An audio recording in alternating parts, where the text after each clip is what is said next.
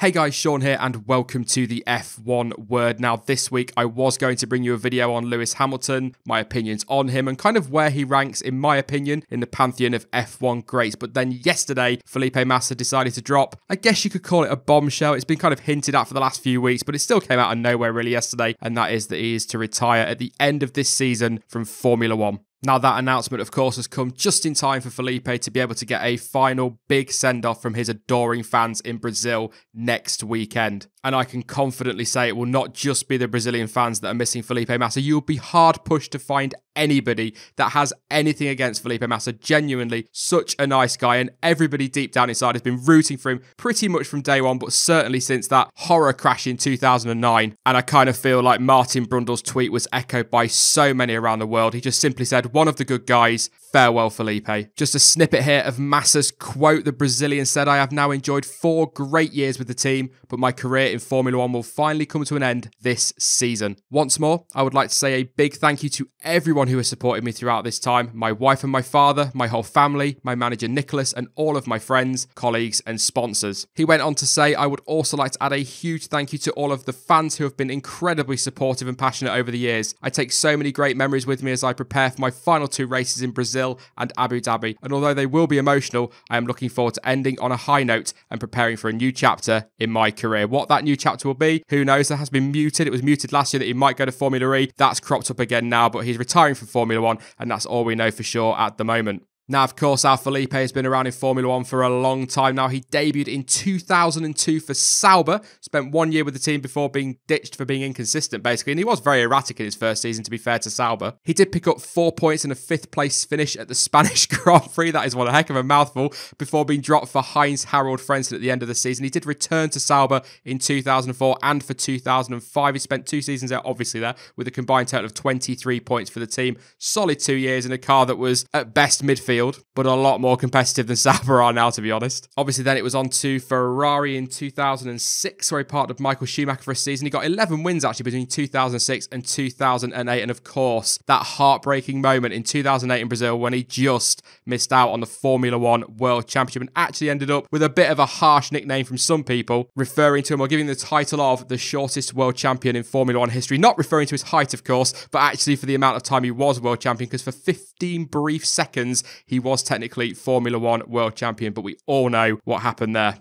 Is that clock going slowly? It is, it's clock! Oh my goodness me! Following that and into 2009, there was a genuine belief, and I certainly felt the same at the time, that Felipe was driving probably the best he's ever driven, and a lot of hope from a lot of people. He was going to do very, very well in 2009, but the big rule change hit Ferrari ridiculously hard. The Brazilian picked up, 2 points in the opening 4 Grand Prix, retiring twice, and I think the highlight of his entire season to that point was the German Grand Prix, where he picked up his first podium of the year. And you could say things were definitely on the up for Felipe, but then of course in Hungarian Grand Prix qualifying, a spring fell off of the back of Rubens Barrichello's car and smashed through Felipe's helmet, knocking him unconscious, and the Brazilian ploughed into the tyre barrier and was out for the rest of the season, suffering horrific injuries to his eye and skull, and there were genuine concerns for his life as well after that accident. It was absolutely horrific, it really was. The poor guy had to have a titanium plate put in his head as well as he went on to recover, but unbelievably, he was released from hospital just a week later and discharged back to Brazil. An incredible guy, he really did bounce back. His life was on the line. A week later, he's walking out of hospital. Well, I would say walking out of hospital, but he was out of hospital, and that is incredible. That is the kind of guy Felipe is. But for me, he never really recovered from that. You know, it's no surprise he struggled to get back to his best from there. It was horrible to watch. It was kind of heartbreaking to see after that how much he sort of struggled. I mean, he got into 2010, came back in Bahrain. He actually did okay at the start of the season, couple of podiums. He tailed off mid-season and kind of fell away as the season went on. It really was quite clear that he wasn't at his best anymore, and it was hard to watch. It didn't help that he was then expected to play second fiddle, of course, to Fernando Alonso and that team order. So, Fernando is faster than you. Can you confirm you understood that message? Okay, mate. Good lad. Just stick with him now. Sorry.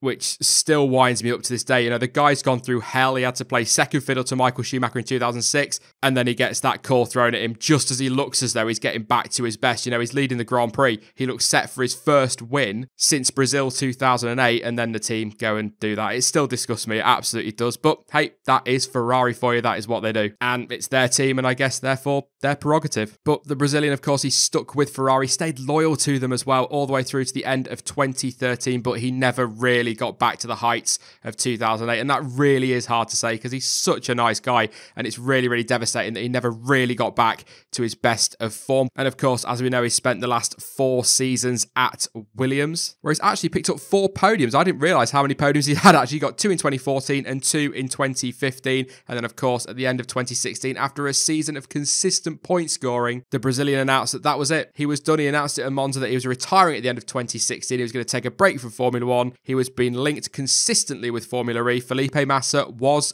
off. But then Nico Rosberg decided he'd had enough and he was going to retire with his World Championship. And Williams realised that Bottas was probably going to be going to Mercedes. And of course, as we know, that switch happened, which led Williams back to Felipe Massa's door and kind of saying, you know, come on, Felipe, we could do with some experience in these big rule changes that are coming in 2017. Come and give us a hand to set the car up. Come and give us a hand to get through this season. Your partner, Lance Stroll. And that's exactly what Felipe did, signing a 1-year deal. It's interesting, though, because this season he has said multiple times that he wants to stay on for next season. So I don't know if this is entirely his decision or if his hand has been forced just a little bit. I'd like to think that it's his decision and he's made the call 100%. We shall see where 2018 takes Felipe Massa. I would guess Formula E, if I'm being honest. One thing is for sure, the guy is going to be a huge loss from Formula One. So experienced, such a nice guy, and genuinely liked up and down the paddock and around so many fans, if not all Formula One fans. He really is liked by so many, and he's going to be missed so much. He really is. But I guess all that's left for me to say really on Felipe is thank you so much, Felipe.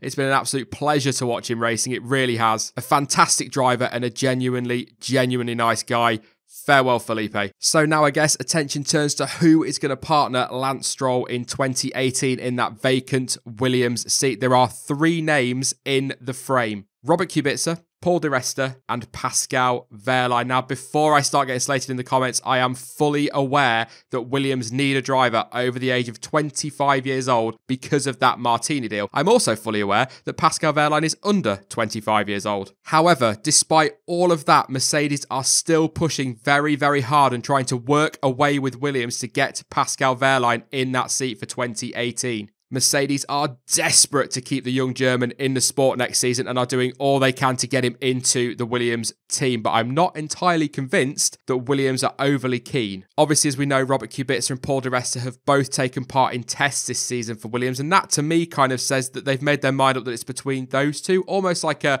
race-off almost, you know, if that makes any sense whatsoever. They've got the driver's times. They've got all the data they need. They'll be able to look at that. And I genuinely believe it is between those two. I'd love to see Wehrlein get that seat. I really would, because a young driver, he's a great driver as well. He's got so much potential and was sort of unlucky, in my opinion, to miss out on that Mercedes seat for this year because obviously it was lack of experience that would have concerned Mercedes. But I genuinely do not believe that Bottas has done a better job this season than Wehrlein could have done. But Mercedes weren't to know that, obviously, so it's difficult. Mercedes want to keep him in the sport. I'd love to see him stay in the sport, but I just don't think Williams are overly keen on the idea, so I don't see that happening. If I were picking between Kubica and di Resta, I would genuinely go for di Resta, and that's not because he's British. I'm not being biased, but I think the guy, he's a serial point scorer, and to lose his seat at Force India was harsh, in my honest opinion, and I think he deserved to have kept that seat, or at least kept some sort of seat in Formula One. He's a brilliant racing driver, like I say, serial point scorer, and that is what Williams need if they're genuinely going to take the fight to Force India, and of course a resurgent Renault as well next season. There are question marks over Kubica's fitness, which is, you know, is again in itself not particularly nice because, all right, yeah, he has those injuries, but he's clearly a capable guy and he's managed to test that car and he's managed to race in other series. I know Formula One's a lot more physically demanding, but for me, if Williams genuinely have any concern over his fitness, they shouldn't be putting him in the car in a first team role, if that makes any sense. They need to be 100% sure that their driver's going to be able to complete the season. There is talk that at the physical races, di Resta will step in for Kubica.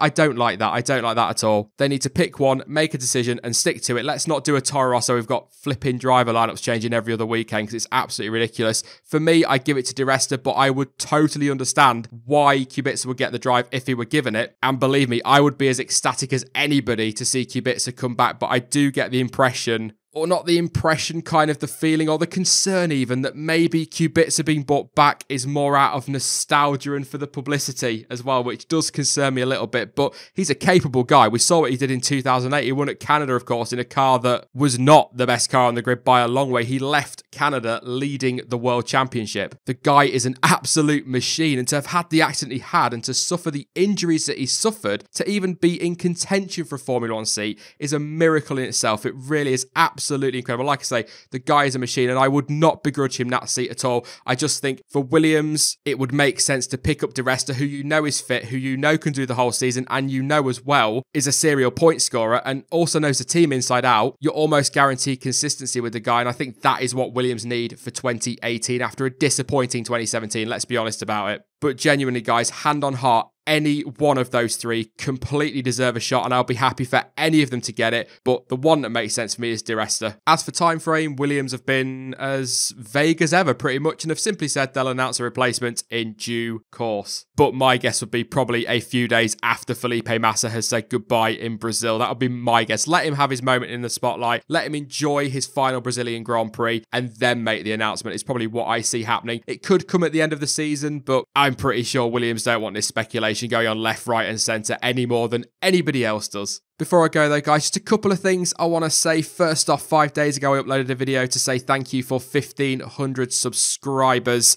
And yesterday, we ticked over to 2,000. Genuinely, guys, it means so much. It really does mean the world. Thank you so much for all of your support. Also, guys, if you're still listening and you've come this far into the video, you may be interested in joining the F1 Word Discord server. It is finally up and running. And there are a few of us there. I think there's like 5 including myself. So not a huge amount, but there are a few of us there. Please do come along and join us, guys. If you are interested, there is a link to that in the description. That will be live for probably a couple of days. Everybody's welcome, so come along and join us, guys. But as ever, thank you so much for watching. I've been Sean. This has been the F1 Word. And until next time, goodbye.